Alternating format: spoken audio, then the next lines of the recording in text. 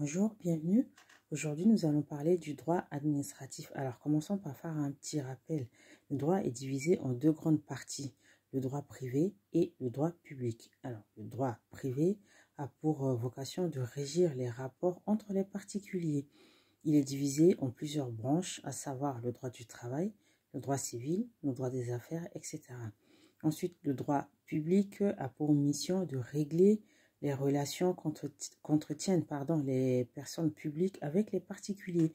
Il est divisé en quatre branches, à savoir le droit constitutionnel, donc qui est la manière dont le pouvoir s'acquiert, s'exerce et se transmet. Ensuite, on a les finances publiques, donc qui étudient les règles selon lesquelles les fonds publics de l'État et des autres personnes morales de droit public sont adoptés, exécutés.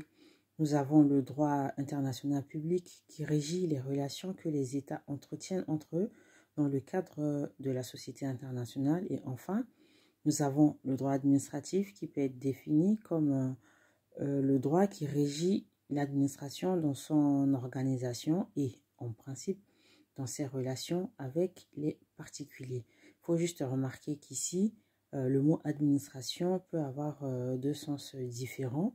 Donc, le premier sens, c'est le sens matériel, c'est-à-dire celui qui tient compte de la nature de l'activité exercée.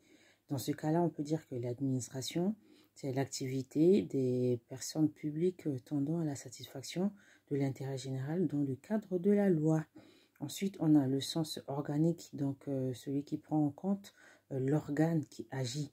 Et dans ce second sens, on peut dire que l'administration, c'est l'ensemble des personnes publiques, à savoir l'État, les communes, les régions, les départements, les établissements publics, etc. Donc voilà, c'était la leçon du jour. À bientôt.